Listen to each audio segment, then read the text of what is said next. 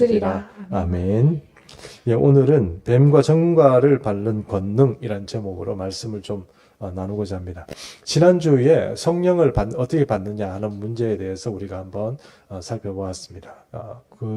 한 두 가지 정도 제가 말씀드린 것 같은데, 첫 번째는 그냥 성령께서 임의로 이렇게 찾아오셔서 이렇게 성령을 받는 그런 어떤 이야기를 했습니다. 몽실통통을 받은 청년 이야기 지난주에 말씀드렸죠. 그 청년이 제가 빠뜨리고 말은 아닌데 아주 중요한 포인트는 뭐냐면 몽실통통을 받는 순간 이런 생각이 들었대요. 내가 교회 다니고 예수 믿으니까 이런 좋은 일이 생기는구나 하는 그런 마음이 딱 들면서 갑자기 뭔가 환해지고 이렇게 막 트여진다는 그런 느낌이 들었다는 겁니다. 그래서 몽실통통이 그랬다는 거 아닙니다, 여러분. 교회 분해서 교회에 갔다가 그래서 몽실통통을 교회에서 받았는데 그 받는 순간 뭔가 이렇게 열리고 그때부터 그 청년이 변한 거 아닙니까? 완전히 변했죠. 사람이 말로 설득해가지고 성령 받아라 아니면 신앙생활 잘해라 이렇게 해서 그게 되겠습니까? 그러나 성령을 받는 그 순간 그 몽실통통을 받을 때 주님께서 역사하신 것이죠. 바뀌었다는 겁니다. 또 여러분, 제가 여러분을 위해서 우리 좀 이렇게 제가 안수하지는 않았지만 여러분께 기도했습니다. 예전에는 제가 안수도 좀 하고 그랬는데 제가 개척하고 나서 안수를 좀 안 했습니다. 왜냐하면 교회에 좀 어려운 분들이 많이 찾아왔어요. 어렵다는 것은 영적으로 조금 이제 어려운 분들이 이렇게 찾아오면 그분들을 사실 처리하는데 제가 에너지가 많이 필요해요.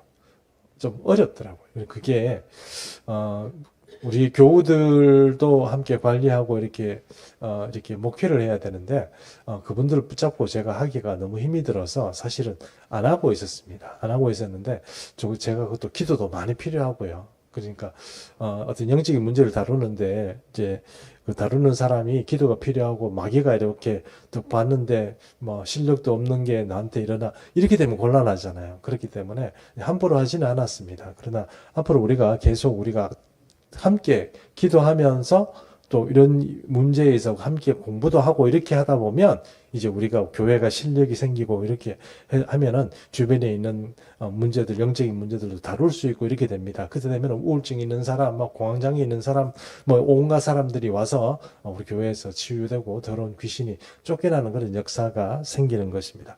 그때까지는 우리가 좀 더 기도하고 그렇게 준비할 수 있도록 했으면 좋겠다는 생각이 듭니다. 제가 여러분을 위해서 기도하고 나서 성령을 받도록 위해서 기도하고 주중에도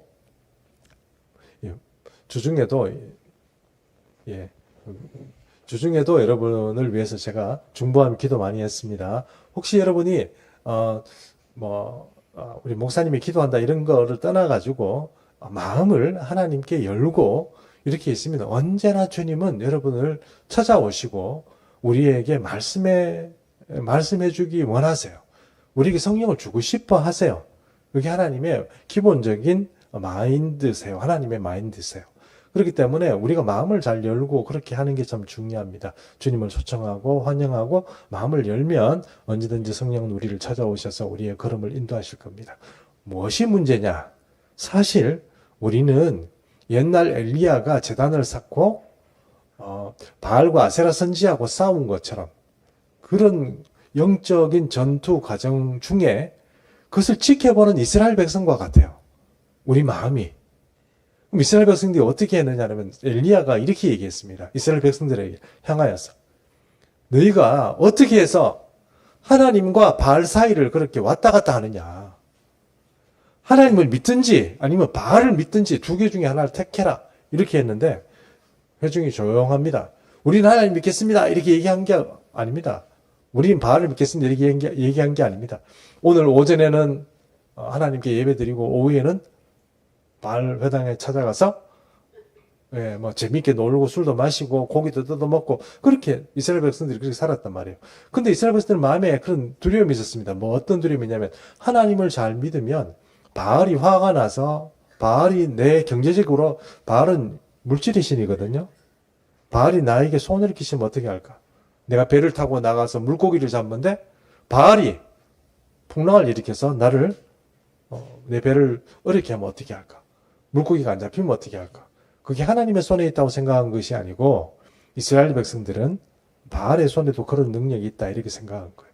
물론 있습니다. 악한 마귀의 능력에도 파도를 일으키고 우리에게 못되게 하고 해꾸지하는 그런 능력이 있습니다. 그러나 그럼에도 불구하고 우리 예수 믿는 사람은 그것을 이길 수 있다는 그런 믿음이 우리는 부족하니까 이스라엘 백성들이 그렇게 했던 것처럼 오늘날 많은 그리스도인들이 점쟁이한테 가서 철학관에 가서 미래를 물어보고 점치고 또 어떤 경우에는 하나님 앞에 자기가 뭘 숨겨가지고 하나님이 또 어떻게 숨긴다고 해서 숨겨질 게 아닌데 그것을 숨겨놓고 그대로 예배드리고 교회 다니고 그렇게 살아가는 사람이 너무 많다는 겁니다. 자, 이제 영적 전쟁에 앞서서 우리가 이제부터 하나씩 둘씩 우리가 우리의 문제들을 진단하고 해결을 해야 되는데 그 중에 하나가 뭐냐면은 우리가 택하는 거예요. 내가 내 마음에 성령님을 모시고 살아야 되겠다. 그런 어떤 선택이 있어야 되는데 그 선택을 안 하고 여전히 이 바알과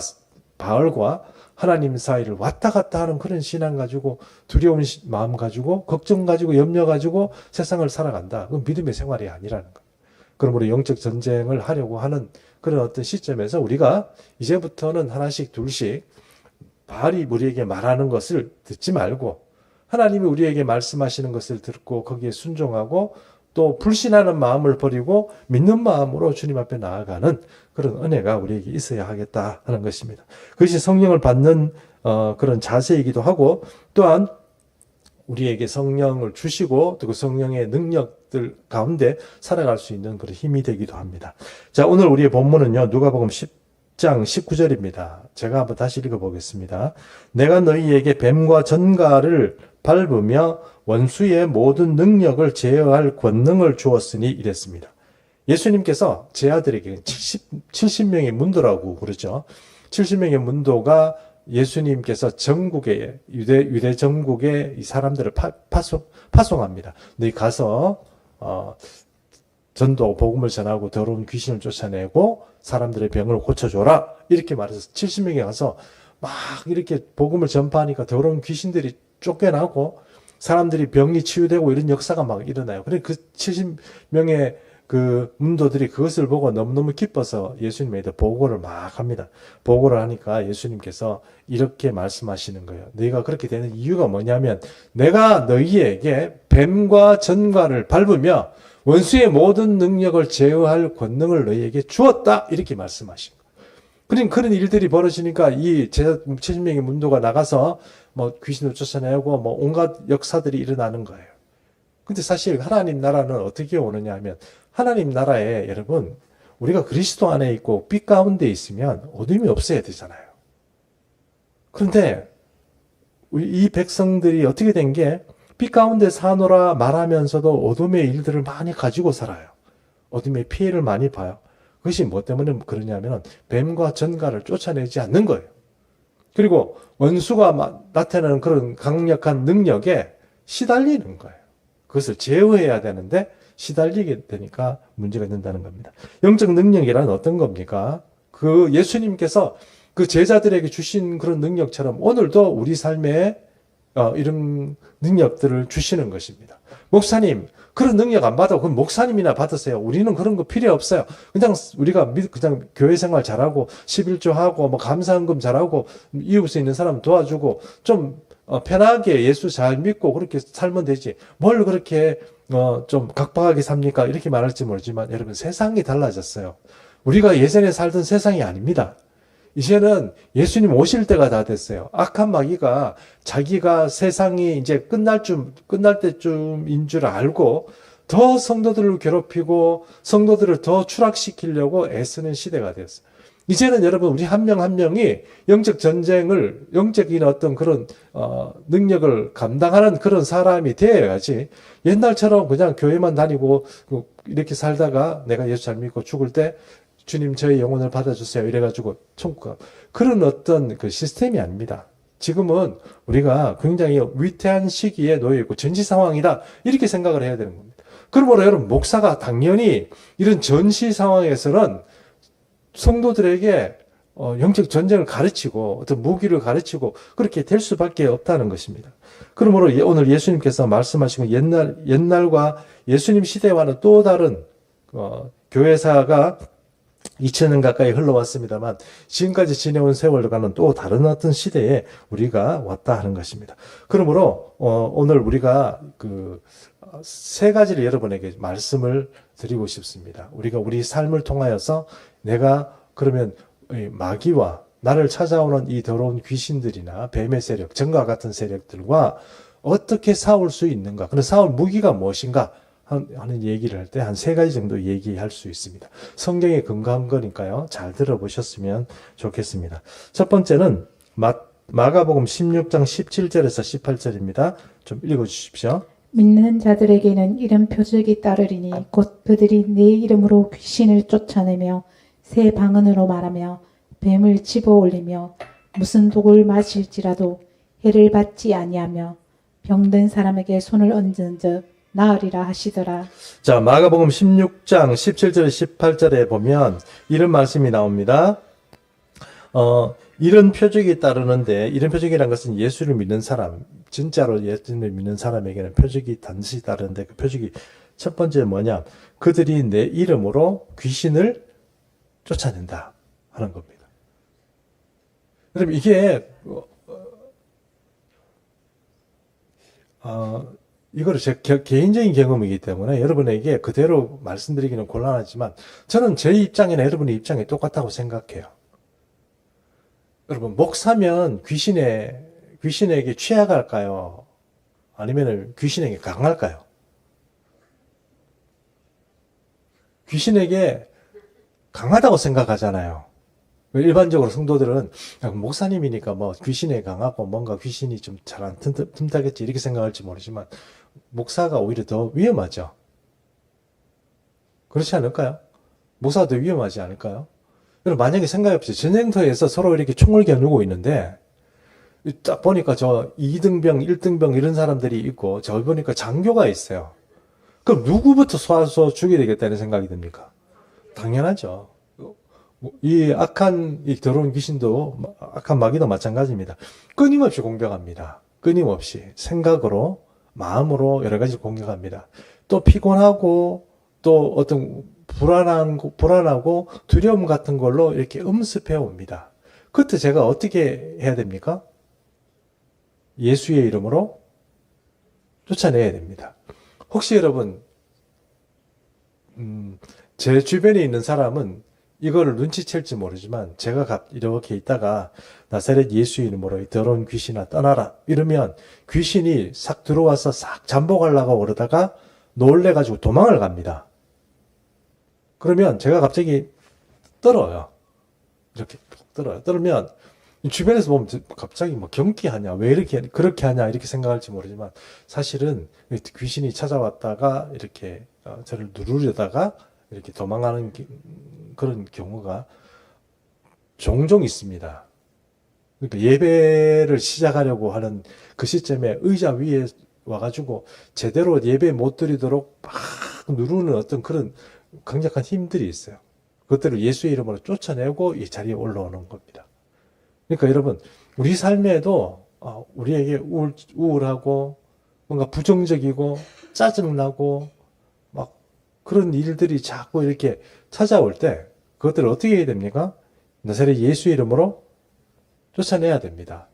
그러면 지금까지는 우리가 수동적으로 뭐 짜증나면 짜증나는 대로, 뭐 성질나면 성질나는 대로, 화가 나면 화나는 대로 막 그렇게 이렇게 대처를 해왔지만 이제부터는 이것을 영적 전쟁으로 해석을 하고 싸워야 합니다.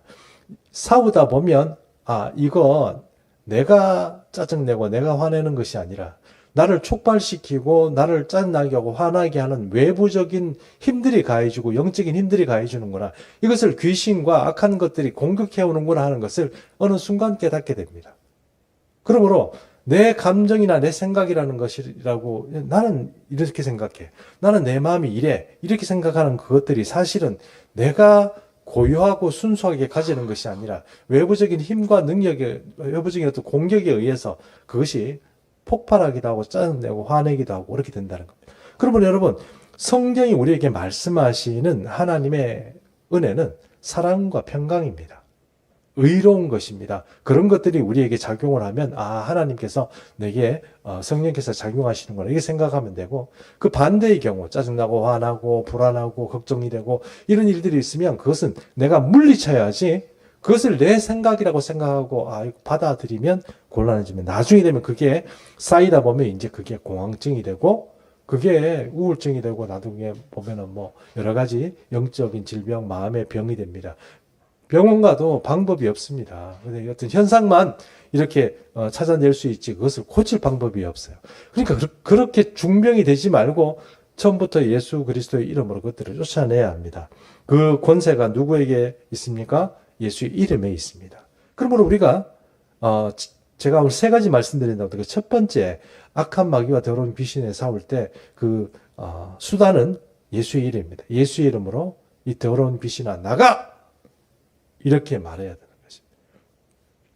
자, 골로새서 2장 15절 제가 한번 읽어보겠습니다. 통치자들과 권세들을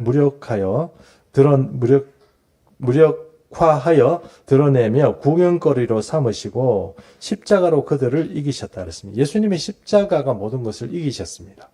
여기서 골로새서 2장 15절에 나오는 통치자들, 권세들, 이게 뭐를 얘기하냐면 얘들이 마귀예요. 우리는 일반적으로 귀신들만 생각하지만 여러분 세상의 정치도 하나님이 일반적인 계시 안에서 일반 계시라고 그러죠. 이 세상을 그렇게 우리가 뭐 억지로 나쁘게 한다는 뜻이 아니고 하나님께서 통치하시려고 하나님께서 예비한 지도자를 세우시고 나라를 통치하도록 하는 일반 계시 상황에서의 그런 하나님의 전략이 있는가 하면 악인의 전략이 있습니다. 악인, 그러니까 마귀의 전략이 있어요. 그런 마귀의 전략은 그 백성들을 괴롭히고 사람들을 억압하고 그 사람들을 힘들게 하려고, 그리고 교회도 핍박하고 뭐 그렇게 하려고 하는 그런 인물들을 세우고 그들을 미뤄서 하나님께서 좀 악한 마귀가 세우는 그런 인물들이 있습니다. 그런 것들은 세상에서도 충돌합니다. 일반 계시 상황에서 그렇습니다. 특수 상황이란, 특수 계시란 바로 우리와 같이 진짜로 구원 얻을 사람에게만 하나님께서 허락하는 은혜를 말하는 것이죠. 특수 계시입니다. 특수 계시가 우리에게 오는 것이죠. 이런 특별 계시가 있는 사람은 세상에 통치하는 세력, 그리고 세상에서 권세를 부리는 이런 악한 사람의 뒤에서 뒷배경으로 작용하는 모든 악한 능력들, 이런 것들과 싸워서 이길 수 있는 그런 은혜를 우리에게 허락하신다는 것입니다. 자, 마태복음 28장 18절에서 20절 좀 읽어주십시오. 예수께서 나와 말씀하여 이르시되 하늘과 땅의 모든 권세를 내게 주셨으니 그러므로 너희는 가서 모든 민족을 제자로 삼아 아버지와 아들과 성령의 이름으로 세례를 베풀고 내가 너희에게 분부한 모든 것을 가르쳐 지키게 하라. 볼지어다 내가 세상 끝날까지 너희와 항상 함께 있으리라 하시니라. 아멘. 여기서 18절에 보면 18절 다시 한번 띄워주십시오. 이르시되 하늘과 땅의 모든 권세를 내게 주셨으니 이랬습니다. 하늘과 땅의 모든 권세를 누가 가지고 있습니까? 하나님이 가지고 계시죠. 근데 특별히 지금 말씀하시는 분은 누구십니까? 예수님이시잖아요. 그러니까 우리가 예수를 믿는다는 것 자체는 예수님이 가지고 있는 모든 권능과 권세를 누가 가지게 되냐면 우리가 가지고 있는 거거든요. 내가 가지고 있다, 내가 컨트롤을 하고 있다는 거예요. 그러므로 하나님을 믿는다 이 말 자체에는 세상의 영들, 그러니까 아까 우리가 말할 때 바알이나 그런 영들에 대해서 우리가 강력히 이겨낼 수 있다는 그런 믿음을 가지고 사는 사람들이에요. 여러분, 주님께서 모든 권능을 가지고 계세요. 컨트롤하고 계세요. 난 내 삶에서 뭐 잘못되면 아이고 이게 주님께서 뭐 지금 주무시는갑다. 뭐 이렇게 잘못되면 주님이 깜빡하시는갑다. 뭐 이렇게 또 뭔가 이렇게 좀 마음이 불안하고 안 되면 주님이 지금 나를 안 도와주고 계시는갑다. 내가 이런 것이 싫고 내가 이런 모습이 주님께서 부끄러우셔서 나를 안 도와주시는가? 이런 생각을 자꾸 우리는 한단 말이에요. 그게 사실은 불신입니다. 그거 다 없애버려야 돼요. 그건 누가 주는 거라고요? 마귀가 주는 겁니다. 주님 우리를 안 도와줄 분은 아닙니다. 안 도와줄 분은 아닙니다. 그러므로 여러분 잘 생각해 보십시오. 예수님의 그 이름의 그 권세는 우리에게 악한 마귀를 대적하고 또 더러운 귀신이 우리를 공격하는 것에서 이겨낼 수 있는 수단으로서, 무기로서 작용합니다. 그러므로 우리 입에서 이 더러운 귀신아, 저를 따라 한번 해보십시오. 이 더러운 귀신아, 예수의 이름으로 명하노니 당장 떠나! 경상도 말로 끄지라! 끄지라, 끄지라. 네, 경상도 말로.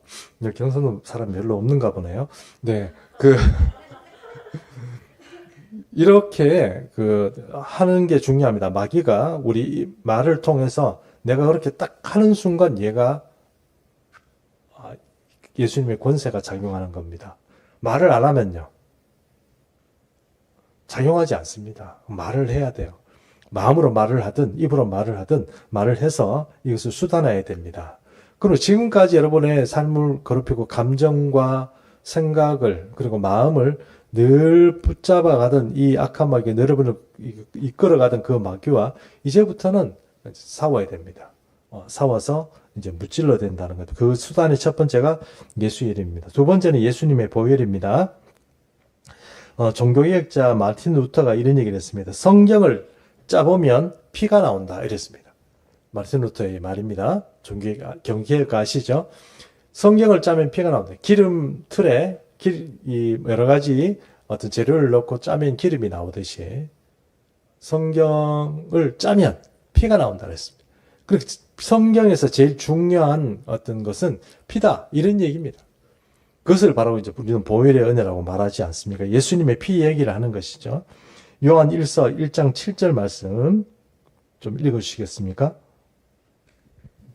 그가 빛 가운데 계신 것 같이 우리도 빛 가운데 행하면 우리가 서로 사귐이 있고 그 아들 예수의 피가 우리를 모든 죄에서 깨끗하게 하실 것이요. 자, 예수의 보혈이 우리의 모든 것을 깨끗하게 하십니다. 그것은 빛 가운데 있으면 예수님의 빛 가운데 우리가 안에 살고 우리가 빛 가운데 주님이 명령하신 대로 살아가면 여러 가지 어려운 문제가 생기거나 이렇게 되면 그때 우리가 어떻게 해서 이길 수 있느냐? 그것은 예수의 보혈이다 하는 것입니다. 자, 그 다음에 또 하나 본문을 보겠습니다. 골로새서 2장 15절인데요. 제가 한번 읽어보겠습니다. 통치자들과 권세들을 무력화하여 드러내어 구경거리로 삼으시고 십자가로 그들을 이기셨다. 이건 뭐 아까 우리가 읽었던 본문입니다. 그렇게 십자가의 은혜, 그러니까 보혈의 은혜로 그들을 이기셨다. 이렇게 얘기를 하는데요. 여러분 중에도 그렇고 또 학자들 중에 이런 얘기하는 사람이 있습니다.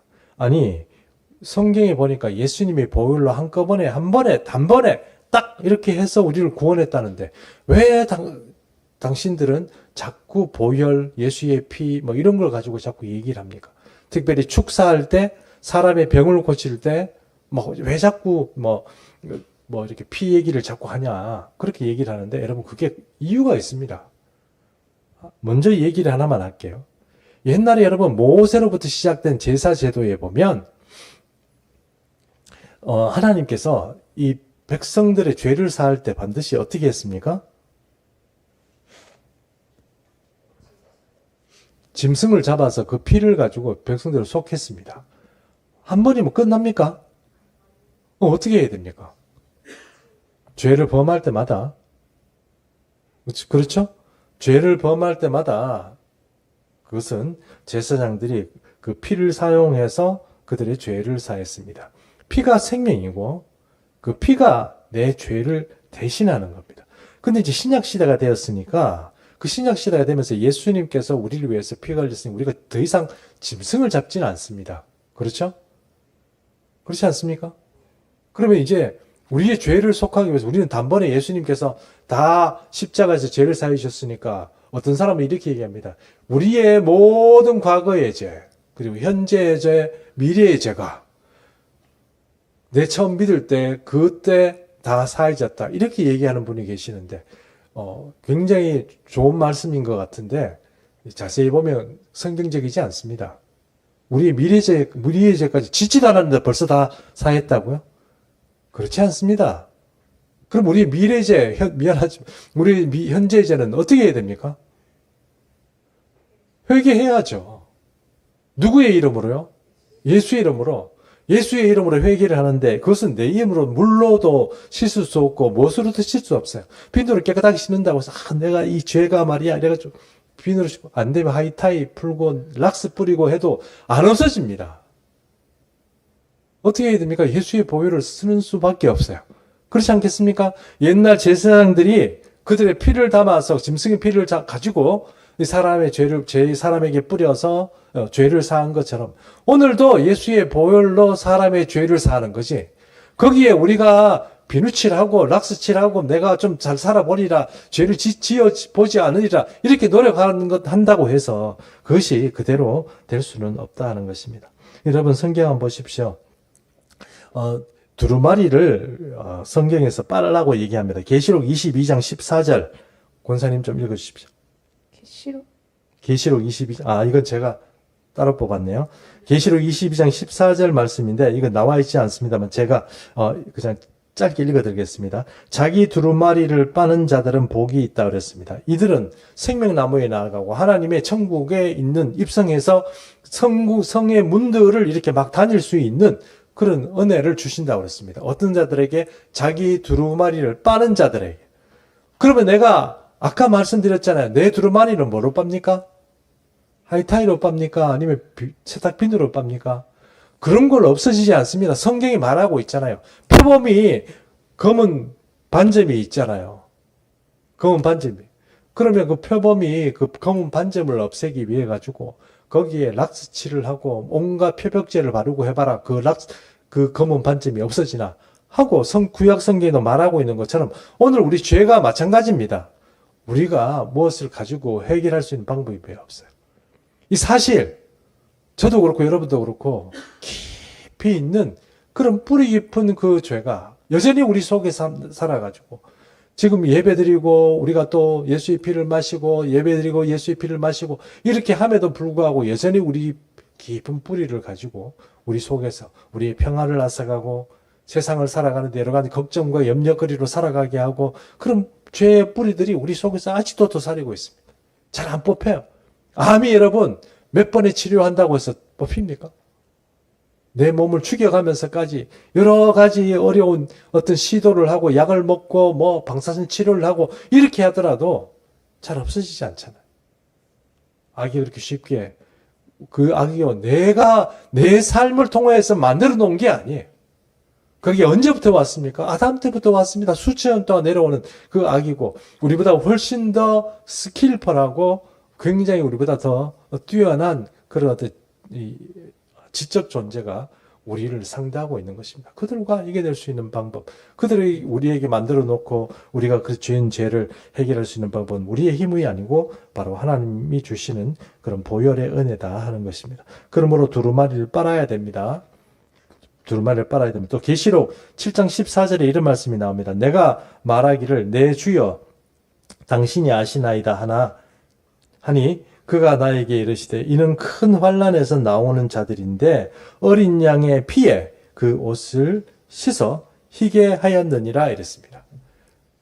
그러면 주님, 목사님, 전부 다 우리가 어린 양의 피에 아까 말한 것처럼 단번에 탁 씻고 나가면 되는 거지. 한번 나가면 되는 거지. 처음 딱 그때 딱 씻고 나가면 되는 거지. 그 이후에 뭐 계속 씻으란 말이 있습니까? 그건 여러분 우리가 잘못 생각하는 거죠. 우리가 예수를 믿으면 하나 받는 게 있는데 그게 여러분 우리가 예복을 받아요. 예수님께.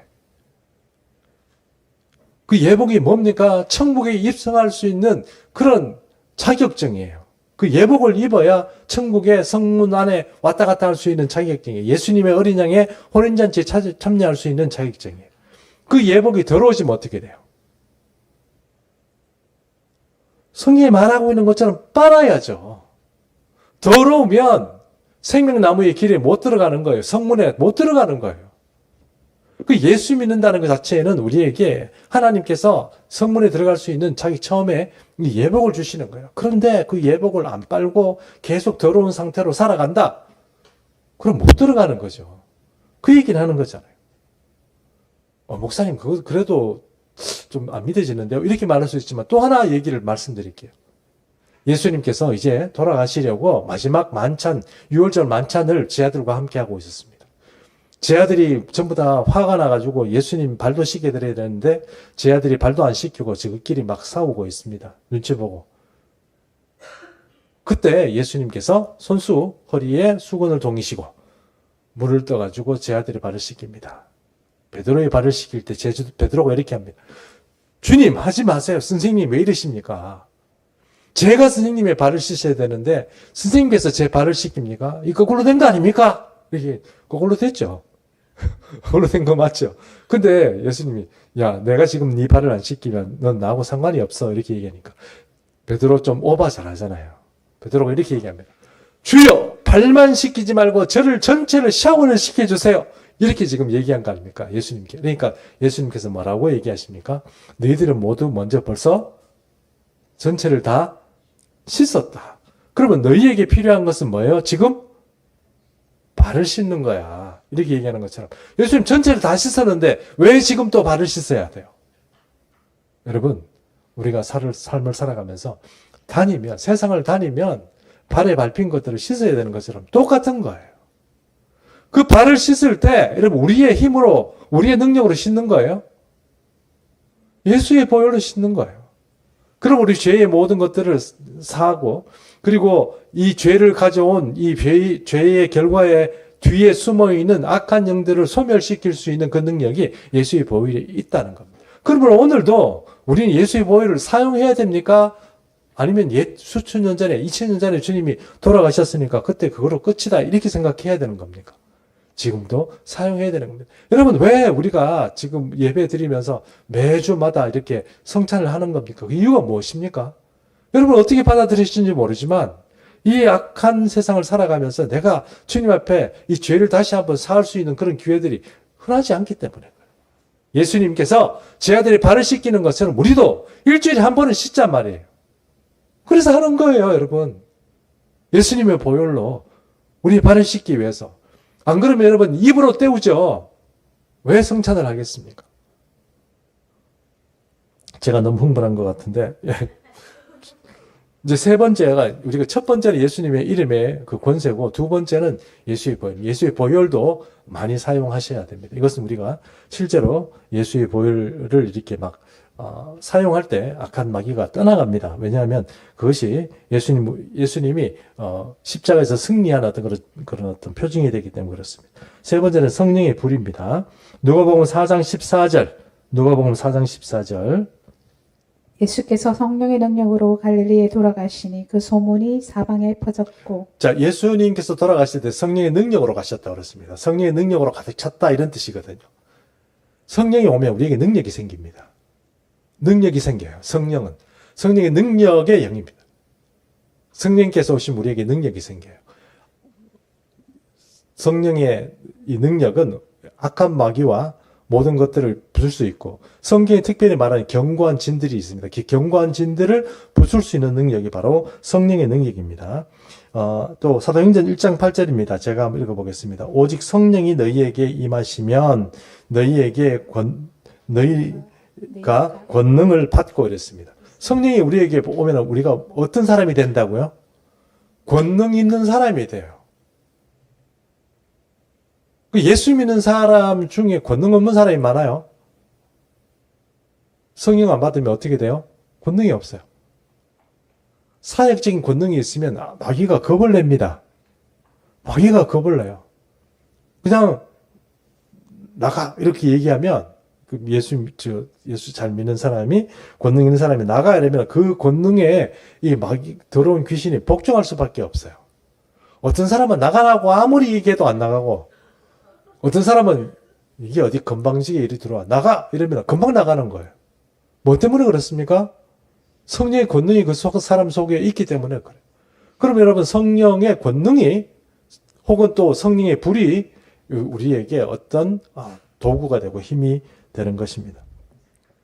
고린도전서 2장 4절에서 5절인데 한번 좀 읽어주시겠어요? 내 말과 내 전도함이 설득력 있는 지혜의 말로 하지 아니하고 다만 성령의 나타나심과 능력으로 하여 의 믿음이 사람의 지혜가 있지 아니하고 다만 하나님의 능력에 있게 하려 하였노라.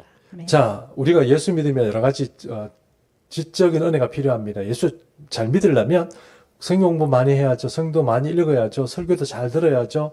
그리고 뭐 이렇게 탐스하고 여러 가지 뭐 세상을 볼 줄 아는 그런 어떤 소견도 익혀야죠. 다 좋습니다. 그러나 그 중에 제일 중요한 게 있으면 성령입니다. 성령이 우리를 인도하고 우리에게 밝은 지혜를 줍니다. 이사야 11장 2절에 이렇게 말합니다. 성령은 지혜의 영이요, 계시의 영이요, 총명의 영이요, 재능의 영이요, 모략의 영이요, 여호와를 경외하게 하는 영이라고 그랬습니다. 여러분, 성령 받지 않은 사람은 건방져요. 자기가 대단히 뭔가 대단한 줄 알아요. 교만해요. 왜 그렇습니까? 모르니까 그렇죠. 어리석으니까 그렇죠. 그러나 성령을 받으면 겸손해집니다. 왜요? 여호와를 경외할 줄 아는 마음이 그 속에서 우러나기 때문에 그렇습니다. 그러므로 여러분, 성령의 어떤 능력을 우리가 받는 것이 참 중요하겠다는 것입니다. 그럼 우리 세 가지를 오늘 잘 기억하십시오. 이것들은 우리 일상생활에 이제 영적으로 전투하기 위해서 이제 필요한 것입니다. 오늘 이야기가 여러분에게 마음에 속 들지 않게 들릴 수도 있습니다. 그러나 이제 여러분이 신앙생활을 하고 이제 우리 앞에 다가오는 여러 가지 도전들과 이렇게 맞서 싸우다 보면 우리 오늘 이렇게 한 이야기가 하나씩 둘씩 새록새록 기억이 나지 않을까 이렇게 생각을 해보는 것입니다. 자, 오늘 말씀은 이 정도 하고요. 이제 결단의 시간을 갖도록 하겠습니다. 성찬식을 할 텐데요. 성찬 전에 우리 찬양을 하나 불렀으면 좋겠습니다. 찬양은 259장 1절과 4절입니다. 259장 1절과 4절. 259장 1절 4절.